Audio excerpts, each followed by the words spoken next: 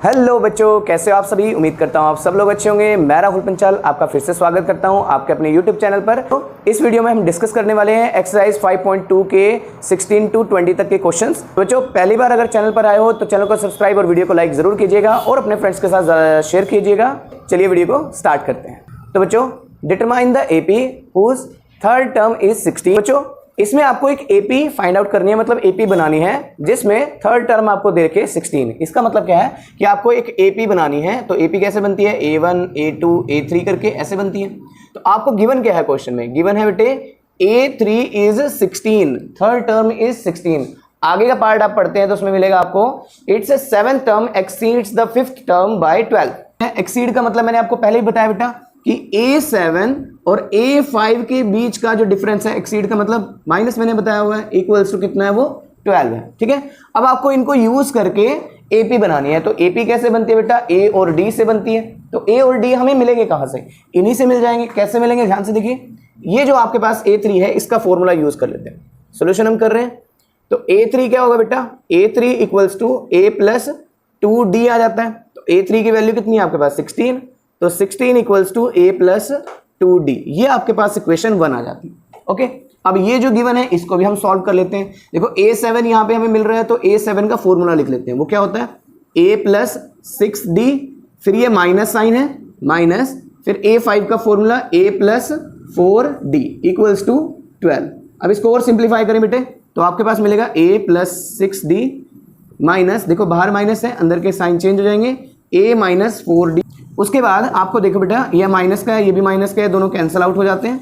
6 minus 4 करें तो आपके पास 2d आ जाता है इक्वल्स टू 12, और यहाँ से 2 डिवाइड में चला जाता है, 12/2 कट करें तो 6।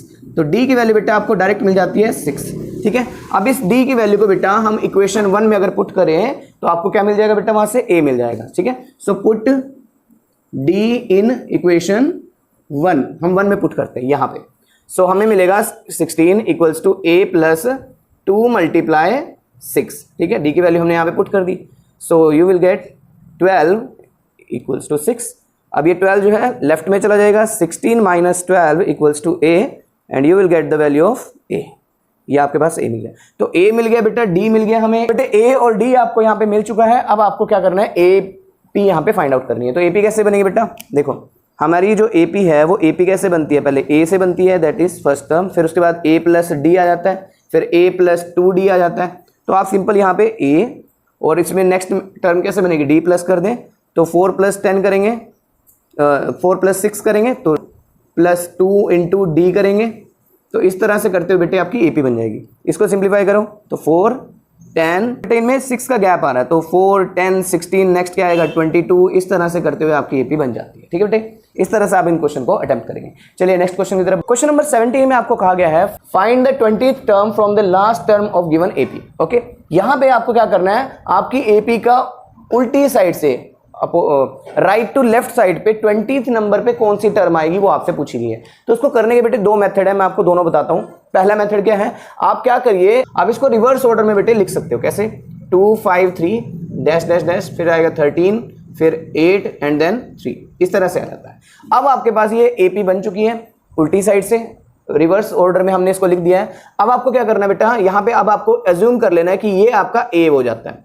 ओके, तो a क्या है मेरा 2 5 3 हो जाता है। d कैसे निकलेगा बेटा, d वैसे निकलेगा जैसे आप नॉर्मली निकालते हो। कैसे, a2 माइनस a1 करके। अब यहाँ पे a2 माइनस a1 तो हो नहीं रहा, लेकिन हम अगली टर्म में से भी तो निकाल सकते हैं, क्योंकि AP के ईच टर्म का जो डिफरेंस होता है दो का, वो क्या होता है, सेम होता है। तो हम यहाँ पे 8 माइनस क्या करते हैं, 8 माइनस 13 कर लेते हैं। तो आपके पास कितनी वैल्यू आएगी, -5 आएगी। ये d आ गया आपके पास।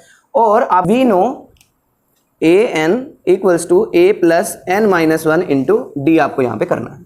तो an हमें नहीं पता है, n की वैल्यू यहाँ पे कितनी है 20 है, तो हम यहाँ पे a20 यूज कर लेते हैं। इक्वल्स टू a मेरे पास क्या है, यहाँ पे a मेरे पास हो जाएगा 2 5 3 प्लस 20 माइनस 1, और d है मेरे पास -5। इसको सिंप्लीफाई करें तो 2 5 3 प्लस 19 मल्टीप्लाई -5, तो आपके पास वैल्यू आती है 2 5 3 प्लस माइनस माइनस 19 5 जा 19 5, और इसको माइनस करेंगे तो बेटा वैल्यू यहाँ पे A20 की वैल्यू जो आपके पास आएगी वो कितनी आएगी 158 आएगी। ठीक है बेटा, एक तो ये तरीका है इसको सॉल्व करने का। एक दूसरा तरीका भी है जिसमें आप डायरेक्टली फॉर्मूला यूज करेंगे और आंसर निकाल सकते हैं। तो क्वेश्चन में आप जो AP यूज करेंगे वो यही वाली यूज करेंगे। ठीक है, इसमें आपको क्या चाहिए, इसमें बेटे आपका जो फॉर्मूला यूज होता है वो A20 equals to AN minus N-1 into D। ठीक है, ये फॉर्मूला आपको यूज करना है जब भी आपको फ्रॉम द लास्ट टर्म ये वर्ड दिखाई दे। तो आपको AP ये मिलेगी, तो इसमें आपको AN पता होना चाहिए 253 है जो लास्ट टर्म होती है।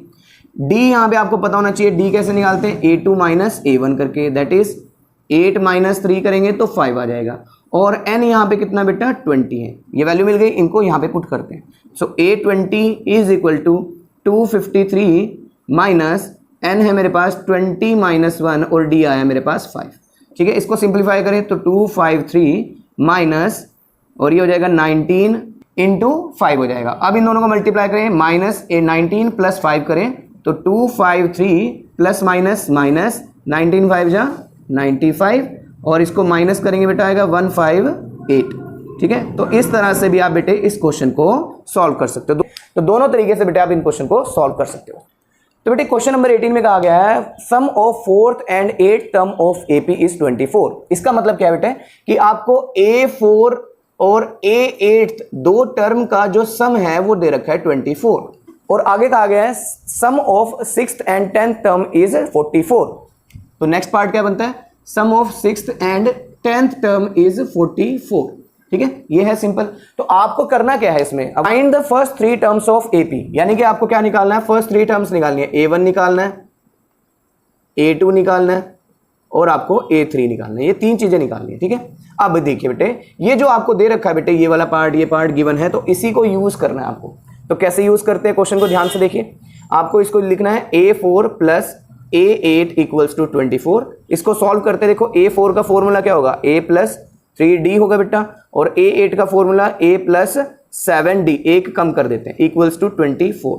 इसको सिंप्लीफाई करें, देखो ये एक A ये है, एक ये है, तो 2A ये हो गया और 7D और 3D और 7D को ऐड करें तो कितना आएगा 10D आएगा, इक्वल्स टू 24। इसको आप ऐसे ही छोड़ सकते हो, इक्वेशन नंबर 1 आ गई। सेम अब हम क्या करें, इसको भी यूज कर लेते हैं। तो A6 plus A10 equals to 44 दे रखा बेटा। A6 का फॉर्मूला क्या बनेगा, A प्लस 5D और A10 का फॉर्मूला क्या होगा, A plus 9D equals to 44। ठीक है, इसको सिंप्लीफाई करें, 2A plus 5 and 9 14D equals to 44। ये क्वेश्चन नंबर 2 आ गई। अब आपको क्या करना है बेटा, सिंप्लीफाई करना है इक्वेशन 1 एंड 2 को। तो यहाँ पे हम कर लेते हैं सॉल्व इक्वेशन 1 एंड 2। तो आपके पास 2A plus 14D equals to 44 और सेकेंड इक्वेशन को इसके नीचे लिख देते हैं 2A plus 10D equals to 24 और इसको एलिमिनेट कर लेते हैं विद नेगेटिव साइन क्योंकि दोनों प्लस के हैं। 2A कैंसिल आउट हो जाते हैं। 14A प्लस का 14D प्लस का है और माइनस 10D नेगेटिव है, तो यहाँ पे प्लस माइनस माइनस करें 4D आ जाता है साइन बड़े नंबर का, और इनको माइनस करें तो बेटा आता है 20 साइन बिगड़ नंबर का। D की वैल्यू आ जाती है, नीचे डिवाइड में लेके जाएंगे तो 5 आ जाएगा आपके पास। इस D से हम क्या कर सकते हैं, A की वैल्यू भी फाइंड आउट कर लेते हैं। तो क्या करें, पुट D इन इक्वेशन 1 में पुट कर लेते हैं। तो यहाँ पे पुट कर लें तो 2A plus 10 multiply 5 equals to 24। ठीक है, इसको सॉल्व करें। 2A देखो ये हो जाएगा 50 और राइट साइड में शिफ्ट हो जाएगा, तो 24 माइनस 50 करें तो 2A इक्वल्स टू, इनको सॉल्व करें बेटा आता है माइनस 26। ठीक है, और 2 डिवाइड में चला जाएगा तो A की वैल्यू कितनी आ जाएगी, माइनस 26 डिवाइडेड बाई 2, तो आंसर आता है A की वैल्यू माइनस 13। ठीक है, इसको कट कर सकते हो आप। तो माइनस 13 आ गया बेटे आपके पास A। ठीक है, अब आपको क्या करना है, आपको फर्स्ट 3 टर्म्स को निकालना था। तो A1 जो है वो क्या है, A होता है वो कितना है हमारे पास माइनस 13। ठीक है, उसके बाद जो A2 होता है वो क्या होता है, A प्लस D होता है हमारे पास, तो माइनस 13 में हम प्लस करेंगे D को, दैट इज 5, तो वैल्यू कितनी आएगी माइनस 8। और नेक्स्ट A3 जो है वो क्या होगा, A प्लस 2D आएगा हमारे पास, तो उसकी वैल्यू भी हम सॉल्व करके लिखें। ठीक है, तो कितनी आएगी बेटा, इनको प्लस करें तो माइनस 3 आ जाती है। ठीक है, इस तरह से बेटे आप इन क्वेश्चन को सॉल्व कर सकते हैं। जो सुब्बा राव की सैलरी है बेटे वो स्टार्टिंग होती है 1995 में 5000 से। ठीक है, उसको हर साल 200 रुपीज़ का इंक्रीमेंट लगता है। ओके, आपको कहा गया है कि 5000 से 7000 तक उसकी सैलरी होने में कितने सालों का टाइम लगेगा। मतलब यहाँ पे आपको हर एक साल के बाद 200 रुपीज़ का इंक्रीमेंट लग रहा है। इसका मतलब क्या है कि बेटे आपकी जो फर्स्ट सैलरी है वो 5000 रुपीज़ है, उसके बाद उसमें 200 प्लस हो जाते हैं, तो के बाद 5200 बन जाती है, फिर तो 5400 हो जाती है, ऐसे चलते हुए वो 7000 तक पहुंचता है। तो कितने साल लग जाते हैं उसको एनुअली 7000 तक पहुंचने में, ये आपका क्वेश्चन है। तो बेसिकली आपको पूछा गया है यहाँ पे टाइम पूछा गया है, यानी कि एन पूछा गया है। आपको करना क्या है, सिंपल आपको एन फाइंड आउट करना है। ए यहाँ पे क्या होगा, आपकी स्टार्टिंग की जो सैलरी है 5000 वो रहेगी। डी यहाँ पे कैसे होगा, 5200 माइनस 5000 करेंगे, यानी कि 200 ही है हमारा यहाँ पे। उसके बाद जो ए एन है, यानी कि लास्ट टर्म जो दे रखी है, वो भी यहाँ पे हमारे पास अवेलेबल है, दैट इज 7000। ठीक है, तो आपको यहाँ पे क्या करना है, एन फाइंड आउट करना है। So we know A N equals to A plus N minus 1 into D आपको करना है।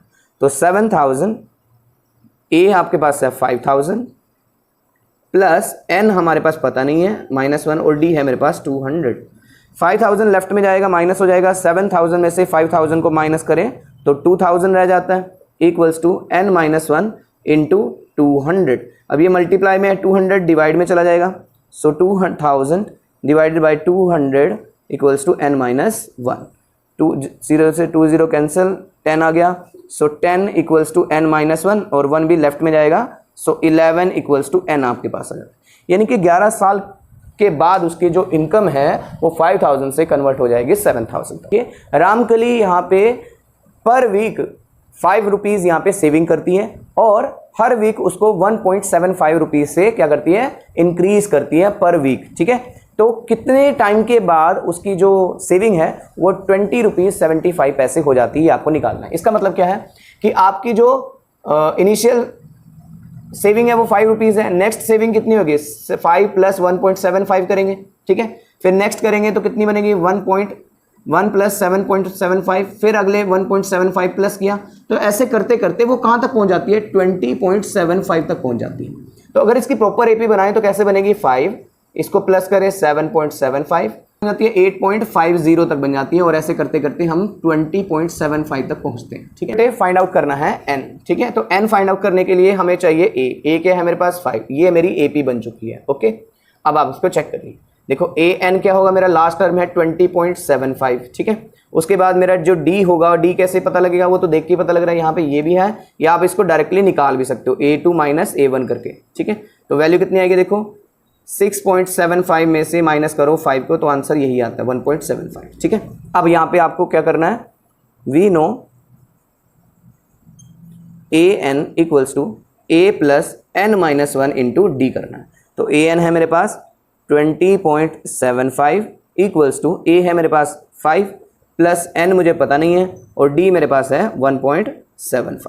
बस इसको कैलकुलेट करना है, आपके आंसर आ जाएगा। इसको लेफ्ट में ले जाएं तो माइनस करेंगे तो आपके पास देखिए यहाँ पे 15.75 रह जाता है, इक्वल्स टू यहाँ पे 1.75 मल्टीप्लाई में एन माइनस 1, ये डिवाइड में चला जाता है, तो आप देखेंगे 15.75 को डिवाइड करवाएंगे 1.75 से, तो डेसिमल के बाद 2 डिजिट है यहाँ पे भी, तो डेसिमल से डेसिमल कैंसिल आउट हो जाते हैं, इसको हटा देते हैं। ठीक है, अब आपको सिंपल कटिंग करनी है, तो आपके पास आंसर 5 3 जा 15, 5 5 जा 25, 5 3 जा 15, 5 1 जा 5, 5 5 जा 25।